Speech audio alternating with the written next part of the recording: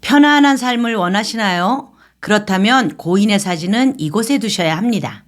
안녕하세요. 희망나무TV 이다경입니다. 이별의 순간은 누구에게나 어김없이 찾아오는데요. 먼저 떠난 이를 그리워하면서 보고 싶은 마음에 집안에 보이는 곳에 돌아가시는 분의 사진을 액자로 만들어서 걸어놓는 분들이 있으십니다. 하지만 돌아가신 분의 사진은 음의 기운이 강해서 고인의 사진을 걸어두는 것은 집안의 좋은 에너지의 흐름을 방해할 수 있습니다.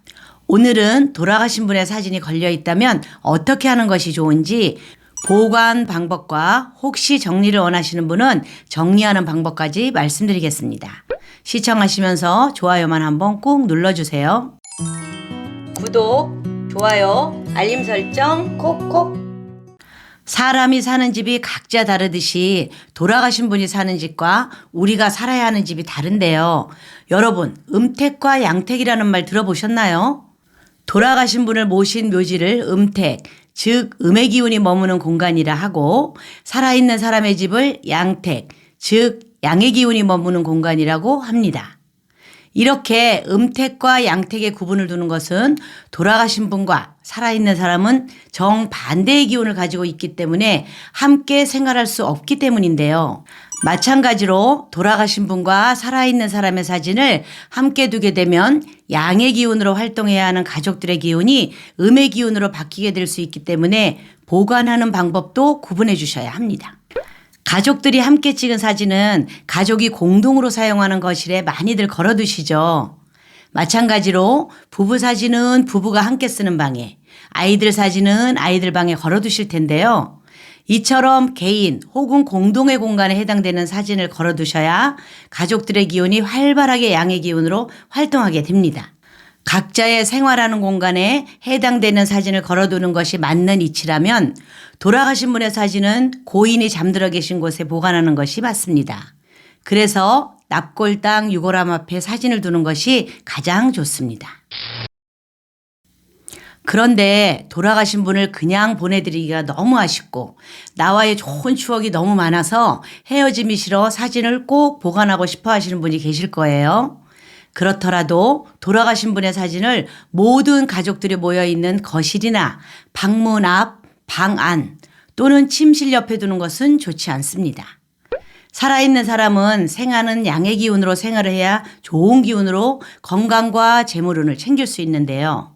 음택에 계시는 돌아가신 분의 사진은 음의 기운이 강해서 이 사진이 양택인 집에 걸려 있게 되면 집안 분위기가 가라앉고 침체되어 가장이 하는 일이 잘 풀리지 않고 어려움을 겪을 수도 있고 아이들 또한 방황할 수도 있습니다.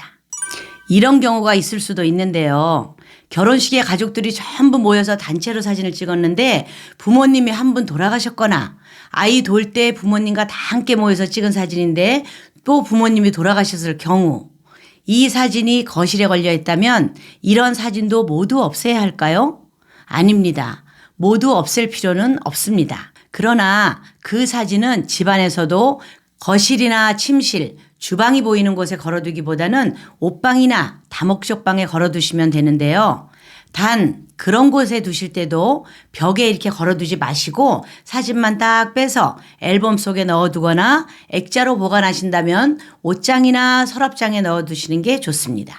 우리가 좋은 그림을 보면 좋은 에너지와 기운을 얻게 되는 것과 같은 이치로 돌아가신 분의 사진을 걸어놓고 자꾸 보면 슬픈 감정을 느끼게 되잖아요.